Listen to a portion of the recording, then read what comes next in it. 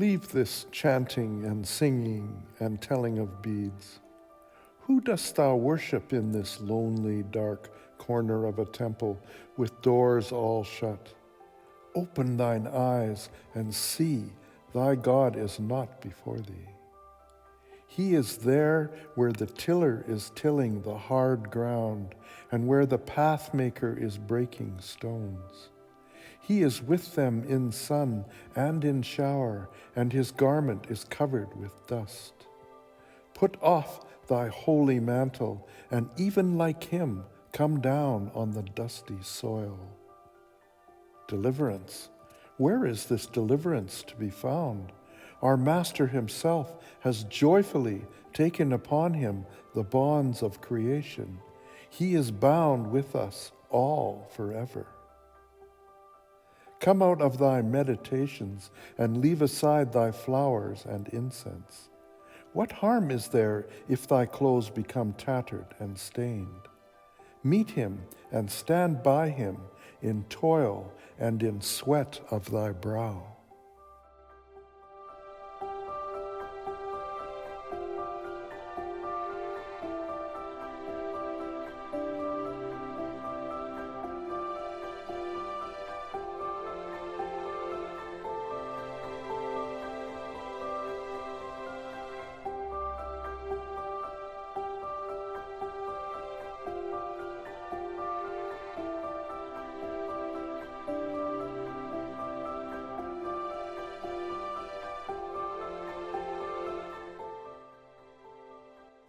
The time that my journey takes is long, and the way of it long.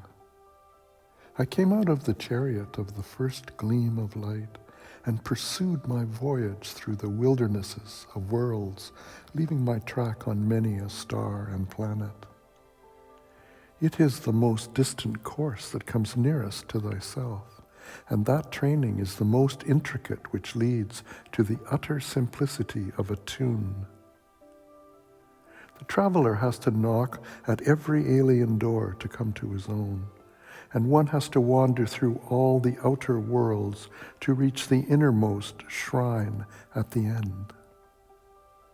My eyes strayed far and wide before I shut them and said, "Here art thou." The question and the cry, "Oh, where?" melt into tears of 1,000 streams and deluge the world with the flood of the assurance, I am.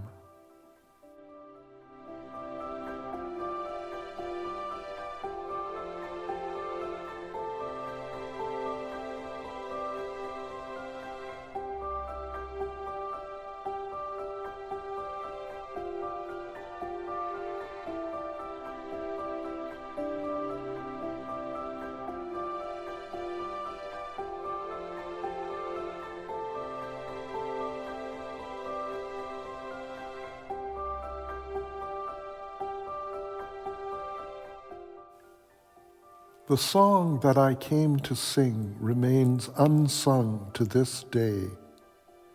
I have spent my days in stringing and in unstringing my instrument. The time has not come true. The words have not been rightly set. Only there is the agony of wishing in my heart.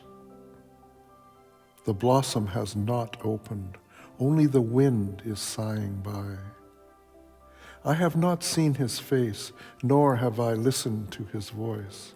Only I have heard his gentle footsteps from the road before my house.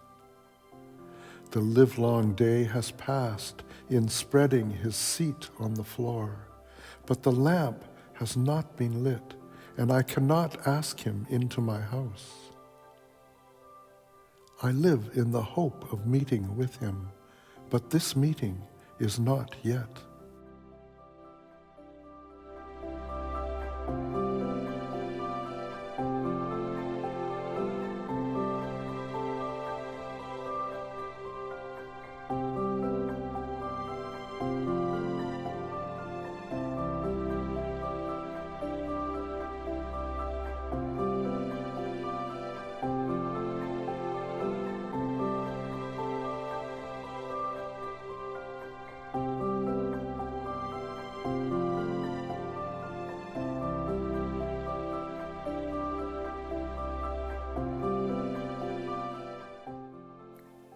My desires are many, and my cry is pitiful.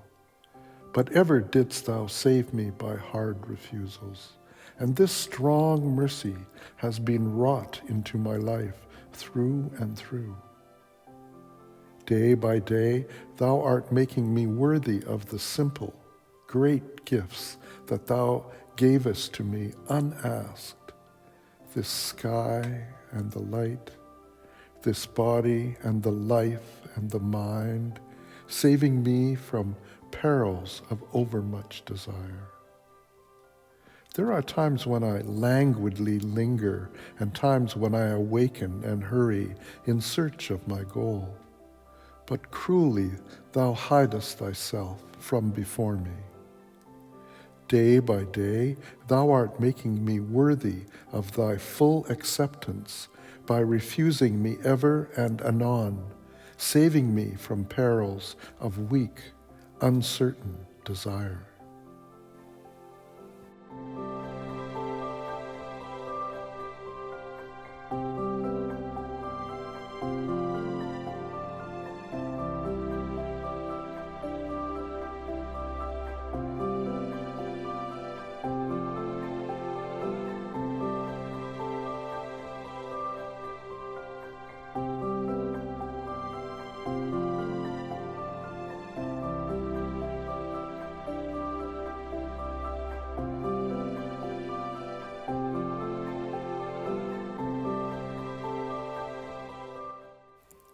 I am here to sing these songs. In this hall of thine, I have a corner seat. In thy world, I have no work to do. My useless life can only break out in tunes without a purpose.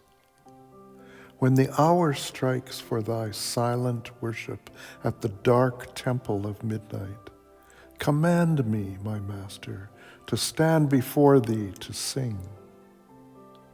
When in the morning air the golden harp is tuned, honor me, commanding my presence.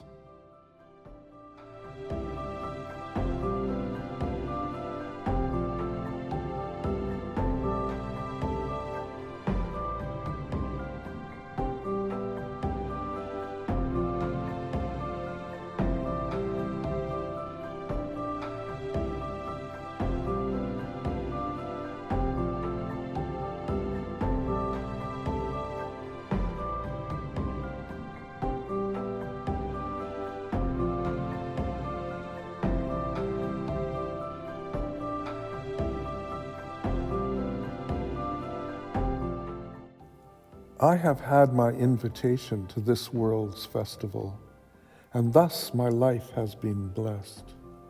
My eyes have seen, and my ears have heard. It was my part at this feast to play upon my instrument, and I have done all I could. Now, I ask, has the time come at last when I may go in and see thy face and offer thee my silent salutation?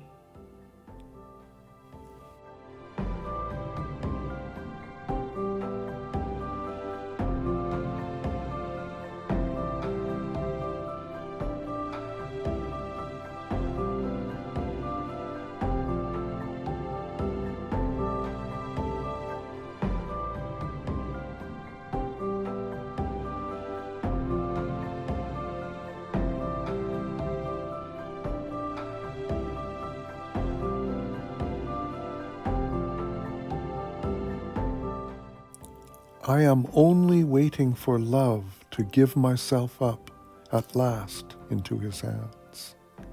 That is why it is so late and why I have been guilty of such omissions.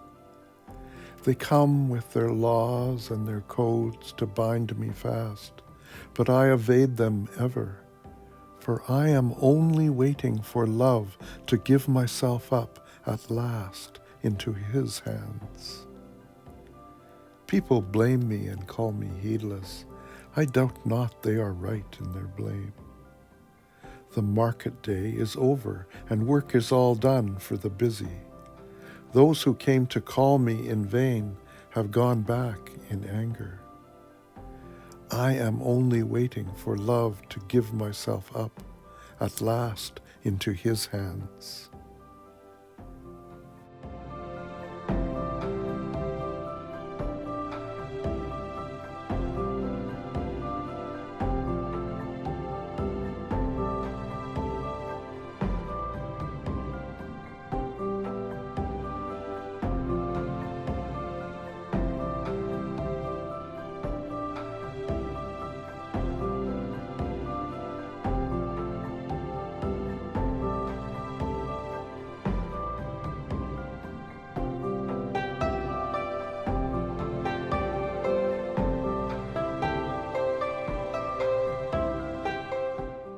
Clouds heap upon clouds, and it darkens.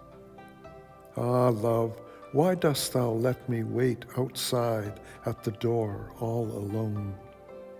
In the busy moments of the noontide work, I am with the crowd, but on this dark, lonely day, it is only for thee that I hope. If thou showest me not thy face, if thou leavest me wholly aside, I know not how I am to pass these long, rainy hours. I keep gazing on the far-away gloom of the sky, and my heart wanders wailing with the restless wind.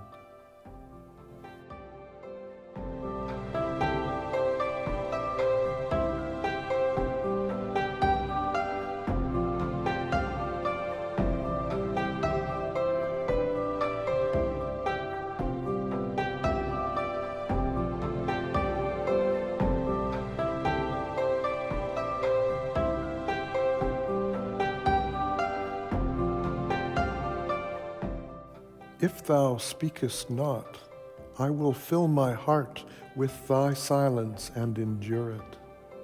I will keep still and wait like the night with starry vigil and its head bent low with patience. The morning will surely come, the darkness will vanish, and thy voice pour down in golden streams breaking through the sky. Then thy words will take wing in songs from every one of my birds' nests, and thy melodies will break forth in flowers in all my forest groves.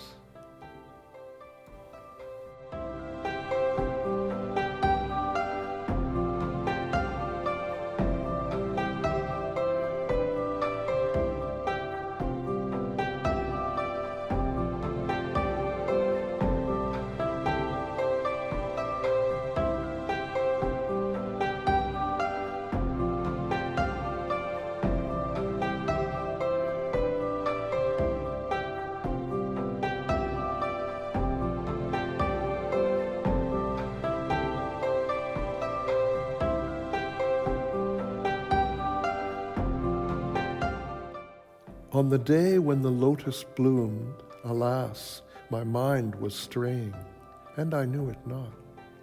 My basket was empty, and the flower remained unheeded. Only now and again a sadness fell upon me, and I started up from my dream and felt a sweet trace of a strange fragrance in the south wind. That vague sweetness made my heart ache with longing, and it seemed to me that it was the eager breath of the summer seeking for its completion. I knew not then that it was so near, that it was mine, and that this perfect sweetness had blossomed in the depth of my own heart.